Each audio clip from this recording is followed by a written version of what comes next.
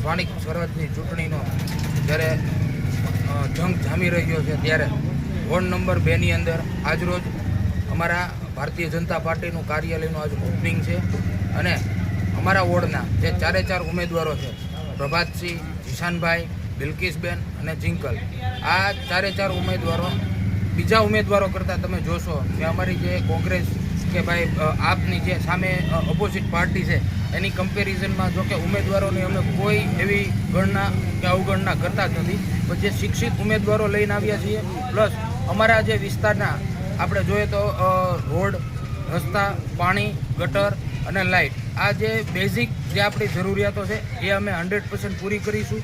બીજું કે આપણા જ વિસ્તારમાં અમારા 2 નંબર વોર્ડની અંદર કુબેરબાગ જે સિટીની વચ્ચે આવેલો જે મધ્યમાં આવેલો જે બાળકો માટેનો રમવા માટેનો જે બાગ છે એ તમે જુઓ તો સાવ પડી ભાંગ્યો છે.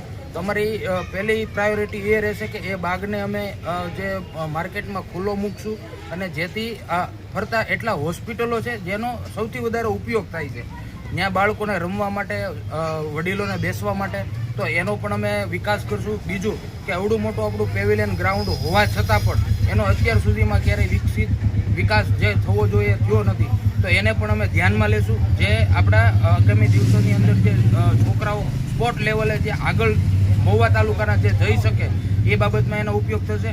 બીજું કે ભાદરોડ ગેટથી લઈ અને જે ગાંધીબાગ સુધીનો જે વિસ્તાર છે એમની અંદર જોઈએ તો આગામી દિવસોના જે ઘણા એવા મોટા કામો છે જે કરવાના બાકી છે એ બધા કામો અમે પૂરા કરીશું અને ખાતરીપૂર્વક અમે જે અમારી જે 4 જણાની જે પેનલ છે એને જે ભાજપના બટન દબાવી અને જંગી બહુમતીથી જે જીતશે તો આ વિસ્તારના જે 10-15 વર્ષ જે જૂના કામો પડતર રહેલા છે એ અમે 100% પૂરા કરીશું, એ અમે ખાતરી આપીએ છીએ. ભારત માતા કી જય. મોહિતભાઈ, આપ મહુવા નગરપાલિકાના આપના શહેર પ્રમુખ છો, તો આમ આદમી પાર્ટી મહુવા નગરપાલિકામાં શું નવા કામો અને નવા પ્રશ્નો લઈને ચૂંટણી ઢંઢેરાની અંદર સ્થાન આપ્યું છે? મહુવા શહેરની અંદર આમ આદમી પાર્ટીએ મને જવાબદારી આપી, કાર્યકારી પ્રમુખ છું અત્યારે હું. એટલે મહુવા શહેરને ઘણી બધી અસુવિધાઓ છે. લાઇટ છે, ગટર છે, સ્ટ્રીટ લાઇટ છે, ભવાનીનગરની અંદર પાણીની સુવિધા નથી, રોડ રસ્તા નથી. મહુવામાં 9 વોર્ડ છે, 9 વોર્ડની અંદર અલગ અલગ ઘણી બધી અસુવિધાઓ છે અને ખાસ કરીને જે રમવા માટેના બાળકોનું ગ્રાઉન્ડ જે હોય છે, ગ્રાઉન્ડની વ્યવસ્થા નથી. આપણી પાસે પેવેલિયન ગ્રાઉન્ડ છે પણ ત્યાં છોકરાઓ જે રમવું હોય તો એની માટે સારું ગ્રાઉન્ડ નથી અને ત્યાં ગંદકી બહુ છે. ત્યાં ઘણી બધી અલગ અલગ સુવિધાઓ અમે આપશું. આમ આદમી પાર્ટી જો અમે જીતશું જબરજસ્ત મતથી તો અમે નગરપાલિકાના સારું સુશાસન કરીશું. મહુવા નગરપાલિકામાં અત્યારે આમ આદમી પાર્ટીને કેવો સપોર્ટ મળી રહ્યો છે? જન સમર્થન ગજબનું છે. દરેક લોકો આમ આદમી પાર્ટી તરફ જોઈ રહી છે અને એને મત આપશે. દરેક લોકો કંટાળી ગયા છે મહુવાની અંદર. એ લોકોને જ્યારે પણ ચોમાસું આવે, કોઈ પણ પાણી ભરાતું હોય શહેરી મહોલ્લાની અંદર, દરેક જગ્યાએ અસુવિધા ઉભી, ગટર ઉભરાતી હોય છે. આ ઘણી બધી અલગ અલગ બધી 5 નંબર વોર્ડ છે, 6 નંબર વોર્ડ છે, ઘણા બધા વોર્ડ છે જ્યાં ગટરની સમસ્યાઓ છે. મોટી જે સમસ્યા હોય મહુવાની ગટરની છે. જ્યારે પણ મોન્સૂન સત્ર આવે, જ્યારે કામગીરી ન થતી હોય ત્યારે બધી અસુવિધા બધી ઊભી થાય છે. એટલે પહેલાં તો અમે ગટરનું કામકાજ સારું કરશું અમે, અને ચળતી નળની સુવિધા હોય છે એમાં પણ રસનું ધ્યાન આપીશું. અત્યારે આમ આદમી તરફથી મહુવા નગરપાલિકામાં કુલ કેટલા સભ્યોને ટિકિટ મળી? અંદાજ પણ અમારે 2-3 ફોર્મ રિજેક્ટ થયા, 3 ફોર્મ રિજેક્ટ થયા હતા. 2 ઉમેદવારના સમયસર ટાઈમ આપી ન શક્યા અને 1 ફોર્મ રિજેક્ટ થયું હતું અને એક કેન્ડિડેટ અમારો ભારતીય જનતા પાર્ટી દ્વારા હાઇજેક કરવામાં આવ્યા અને પછી એને લઈ ગયા. અને પછી તો પોતે સ્વચ્છિત ન હોય, લોકતંત્ર દેશ છે, પછી ન લડી શકે, પણ છતાં પણ અમારા અંદાજ પ્રમાણે કેન્ડિડેટ 15 આસપાસ હશે અને અમે જબરજસ્ત લડશું અને 15 કેન્ડિડેટને જીતાડશું. લખાભાઈ, આપણે મહુવા નગરપાલિકા વોર્ડ નંબર 3માં આપ ઉમેદવાર તરીકે જાહેર થયા છો, તો શું વિવિધ પ્રશ્નો અને શું નવા વિકાસના કામો તમે કરી શકો? વિકાસના કામોમાં તો ઘણા વર્ષથી આ ભાજપની ઉપર લેવલની સરકાર ગુજરાતની, કેન્દ્ર અને મહુવા નગરપાલિકાની અંદર ઘણા વર્ષથી નગરપાલિકાની અંદર શાસન હોવાથી હું તો છેલ્લા 15 વર્ષથી અહીંથી ચૂંટાઉં છું, બરાબર.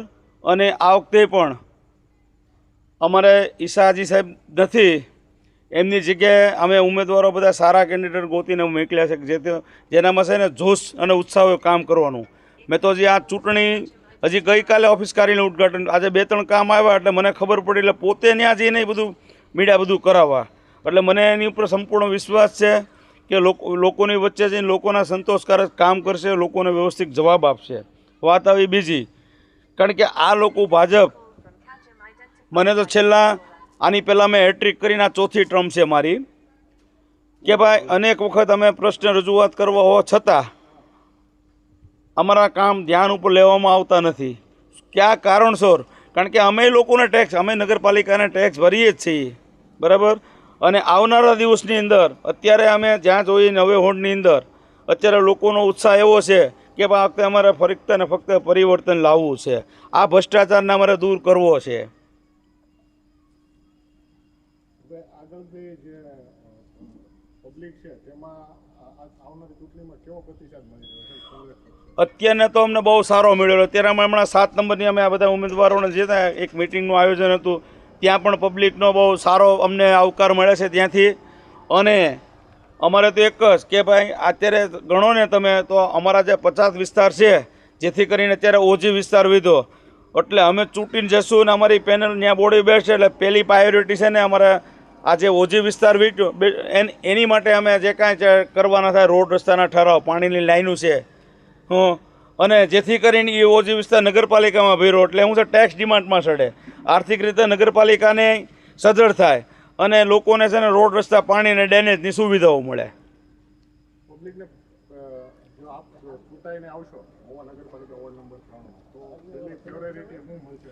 પબ્લિકને ખબર જ છે, કારણ કે 71 લાખ રૂપિયાનો ભ્રષ્ટાચારની વાત કરું, 3 કામ, પ્રભાતનગરથી મેલડી માતાનું મંદિર, પાણીની લાઈન, પછી ભાદોના ચાપે નગરપાલિકાના કોમ્પ્લેક્સથી કાશી સમાજનું અમારું જે કબ્રસ્તાન છે ત્યાં સુધીની ડ્રેનેજની લાઈન, અને સ્ટેશન રોડ તે ત્યાંથી સર્કિટ હાઉસ, એ સોમ વોટર ચોમાસાના પાણીની, આ ત્રણેય કામની અંદર 71 લાખ રૂપિયાનો ભ્રષ્ટાચાર થયેલો છે. અને કોઈ પણ જગ્યાએ એક પણ કામ થયું નથી, પેમેન્ટ ચૂકવાઈ ગયું. એમ આ સારા નગરજનોને બધાને ખબર જ છે કે જેથી એની માટે અમે રોજકામ કરાવ્યું. ભાવનગરની કમિશનરની ટીમ આવી કે એમાં એ 9 જણા હતા ને એન્જિનિયર પટેલ, કે ભાઈ 3 જગ્યાએ સ્થળ તપાસ કરતા કોઈ પણ જાતની કામગીરી કરેલ નથી. એમની રોજકામની કોપી પણ મારી પાસે છે. લખાભાઈ, તમે મોટો પ્રશ્ન ઉઠાવ્યો છે ભ્રષ્ટાચારનો ભાજપ વચ્ચે, તો આ કારણોસર જ તે ભાજપની 19 જે સભ્યો છે એની ટિકિટ કપાણી? હા જી, તે માટે કોઈ આપણી પાસે પુરાવા છે? એ તો અંદર લડાઈ ઝઘડા છે જ. અને એની માટે અમે 100 નંબરનો ઠરાવ કર્યો હતો. આ ગ્રુપ આખું અલગ પડ્યું એટલે મેં 12થી ટેકો આપ્યો. અમને ખબર હતી કે ભાઈ પેલો તમારે આ ઠરાવ કરાવવો પડશે આ 3 કામનો, એટલે 100 નંબરનો ઠરાવ કરાવ્યો. એ ઠેઠ સુધી આ બોડી અમને એમાં સહકાર આપ્યો નહીં. તમે જો સરકારી રેકોર્ડ આજે ત્યાંથી નગરપાલિકામાંથી ચોરાઈ ગયું, એમની ઉપર પોલીસ ફરિયાદ, તો આ રાજકીય નેતાઓ પોલીસ ઉપર એટલું પ્રેશર વધારે આની ફરિયાદ લેવાની, એ પણ મારી પાસે કોપી છે, અરજીના રૂપમાં જ લીધી છે. કયા કારણસર પોલીસે FR ફાડી નથી?